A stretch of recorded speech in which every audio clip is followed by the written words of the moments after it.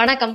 வீட்லயே இயற்கையான முறையில ரசாயனம் எதுவும் கலக்காத நல்ல அடர்த்தியான நீளமான கூந்தலை கொடுக்கக்கூடிய ஷாம்பு எப்படி பண்றது அப்படின்றது தான் இந்த வீடியோல நம்ம பார்க்க போறோம். அடர்த்தியான கூந்தல், நீளமான கூந்தல் மட்டும் இல்ல, பளபளப்பான ஒரு கூந்தலையும் இளநறைய போக்கக்கூடிய ஒரு ஷாம்புவாவும் இந்த ஷாம்பு நமக்கு இருக்கும். வீட்லயே நம்ம இந்த மாதிரி ஒரு ஷாம்புவை தயாரிச்சு குழந்தைகள்ல இருந்து பெரியவங்க வரைக்கும் எல்லாருமே இதை பயன்படுத்தும் பொழுது நல்ல ஒரு ஆரோக்கியமான கூந்தலையும் பெற முடியும். பெரியவங்க இதை பயன்படுத்தும் போது இளநறை மாதிரியான பிரச்சனைகள்ல இருந்து வெளிவரதுக்கு உதவும். அது மட்டும் இல்லாம சிறந்த ஒரு கண்டிஷனராகவும் இந்த ஷாம்பு நமக்கு இருக்கும். சரி, இப்போ இந்த ஷாம்பு எப்படி பண்றது அப்படின்றத நம்ம பார்க்கலாம். இதுக்கு 4 பொருட்கள் தான் நான் பயன்படுத்த போறேன். முதல்ல இந்த ஷாம்புவுக்கு தேவையான ஒரு பொடியை எப்படி பண்றது அப்படின்றத நம்ம பார்க்கலாம். ஒரு கையளவு சீயக்காய் காய்களை நம்ம எடுத்துக்கலாம். இந்த சீயக்காயினுடைய காய்கள் பார்த்தோம்னா காலமா இந்தியால கூந்தல் வளர்ச்சிக்கு மட்டும் இல்லாம கூந்தலை சுத்தம் பண்றதுக்கு பயன்படுத்தக்கூடிய ஒரு காய் இது. இந்த சீயக்காயை ஏன் அதிகமா நம்ம பயன்படுத்துறோம் அப்படின்னா, இது குறைந்த அளவு pH வேல்யூ கொண்டது, அதாவது அசிடிக்னு சொல்லுவோம்.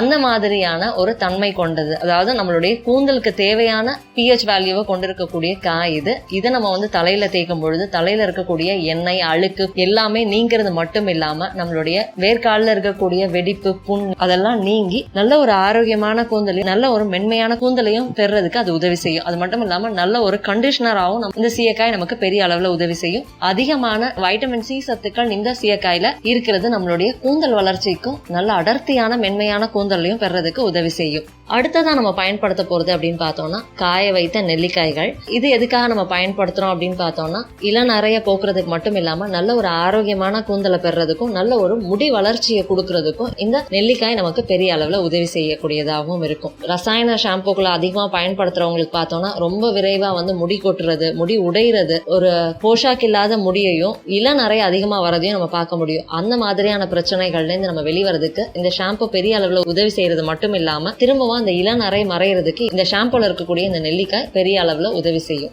1 ஸ்பூன்ல இருந்து 2 ஸ்பூன் அளவு காய்ந்த நெல்லிக்காய்களை எடுத்துக்கலாம்.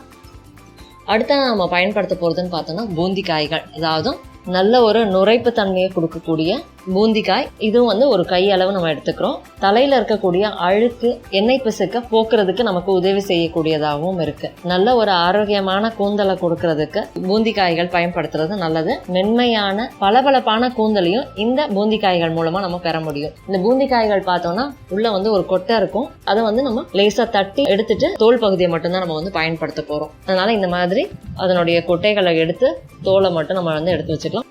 அடுத்ததான் நான் எடுத்துக்க போறது அப்படின்னு பார்த்தோம்னா 1 லேருந்து 2 ஸ்பூன் அளவுக்கு வெந்தயம். வெந்தயம் அப்படின்னு சொல்லும்போது எல்லாருக்குமே தெரியும், நல்ல ஒரு ஆரோக்கியமான முடியினுடைய வேர்க்கால்களை நம்ம பெறறதுக்கு இந்த வெந்தயம் பெரிய அளவுல பயன்படும். அது மட்டும் இல்லாம நல்ல ஒரு நுரைப்பு தன்மையை கொடுக்கறதுக்கும் முடியினுடைய மென்மையை பாதுகாக்கிறதுக்கும் இந்த வெந்தயம் நமக்கு உதவி செய்யுது. நல்ல ஒரு ஆரோக்கியமான கூந்தல் வளர்ச்சிக்கு இந்த வெந்தயம் அவசியமானதாகவும் இருக்கு. இப்போ இந்த 4 பொருட்களை தான் நாம இந்த ஷாம்பு தயாரிக்கிறதுக்கு பயன்படுத்த போறோம். இந்த அளவு நான் முதல்ல எடுத்துக்கிறேன். இது எல்லாத்தையுமே நம்ம இடிச்சு முதல்ல எடுத்துக்கலாம்.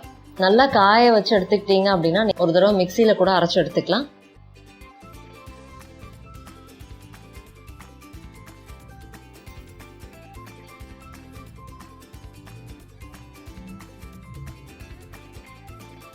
இப்போ இதை நல்லா இடிச்சு எடுத்துக்கிட்டோம். இதை இடிச்சு எடுத்துக்கிட்டதுக்கு அப்புறம் பார்த்தோம்னா நமக்கு ஷாம்புவுக்கு தேவையான ஒரு பொடி தயாராயிடுச்சு. இந்த மாதிரி ஒரு பொடியை நம்ம செஞ்சு வச்சுக்கிட்டோம் அப்படின்னா எப்போ வேணுமோ அப்போ நம்ம ஷாம்புவா தயார் பண்ணி எடுத்துக்கலாம். இப்போ இந்த பொடி நம்ம தயார் பண்ணி எடுத்து வச்சுக்கிட்டாச்சு. இப்போ நம்ம ஷாம்பு எப்படி பண்றது அப்படின்றத பார்க்கலாம். இந்த பொடியை ஒரு 2 ஸ்பூன் அளவுக்கு நான் ஒரு இரும்பு கடாயில எடுத்துக்கிறேன். இதுல ரொம்ப முக்கியமானது, இந்த முடி வளர்ச்சி மட்டும் இல்லாம நம்மளுடைய கூந்தல் கருமையா மாறணும் அப்படின்னா அதுக்கு இந்த இரும்பு கடாயை பயன்படுத்துறது அவசியமானது. அதாவது இந்த பொடியை நம்ம இரும்பு கடாயில போட்டு அதுல செய்யும் பொழுது இரும்பு பாத்திரத்துல இருக்கக்கூடிய இரும்பு சத்துக்களும் இந்த ஷாம்பூல சேரும் பொழுது நம்மளுடைய கூந்தல் இளநறையிலேருந்து விரைவா கருமையான நிறத்துக்கு மாறுறதுக்கு அது பெரிய அளவுல உதவி செய்யும். அதனால ரொம்ப முக்கியமானது இந்த இரும்பு கடாய். இதுல ஒரு 2 ஸ்பூன் அளவுக்கு நான் இந்த பொடியை சேர்த்துக்கிறேன். இந்த 2 ஸ்பூன் அளவு பொடிக்கு 1 கப் தண்ணி சேர்த்துக்கிறேன். நமக்கு எப்போ ஷாம்பு வேணுமோ அதுக்கு ஒரு 6-7 மணி நேரத்துக்கு முன்னாடி நம்ம இந்த மாதிரி தண்ணி ஊற்றி இதை ஊற வைக்கணும். நான் என்ன பண்றேன் அப்படின்னா, முதல் நாள் இரவு இரும்பு கடாயில இந்த பொடியை போட்டு 1 கப் தண்ணி சேர்த்து மூடி வைக்கிறேன். இப்போ நான் சேர்த்துருக்கிற இந்த பொடியினுடைய அளவு, இந்த தண்ணியினுடைய அளவு பார்த்தோம்னா நடுத்தர அளவு கூந்தல் இருக்கிறவங்களுக்கு இந்த அளவு போதுமானதா இருக்கும். இதே நீளமான கூந்தல் இருக்கிறவங்களுக்கு இன்னும் ஒரு ஸ்பூன் இந்த பொடியை சேர்த்து நம்ம வந்து இன்னும் ஒரு அரை கப் தண்ணி சேர்க்க வேண்டியதாகவும் இருக்கும். அதே மாதிரி கொஞ்சம் ஷாம்பு போதும், அதாவது ஆண்கள் பயன்படுத்துறாங்க அப்படின்னா 1 ஸ்பூன் அளவுக்கு இந்த தூள் போதும். அதுக்கு ஒரு அரை கப் அளவு தண்ணி தேவைப்படும். அந்த அளவு தண்ணி இதுல சேர்த்து ஊற வச்சுக்கலாம். இப்போ மறுநாள் காலையில ஊற வச்சிருக்கிற இந்த கலவையை அப்படியே வந்து அடுப்புல எடுத்து வச்சு காய்ச்ச போறோம். இந்த இரும்பு வாணலியோட அப்படியே எடுத்து வச்சு நான் காய்ச்சுறேன்.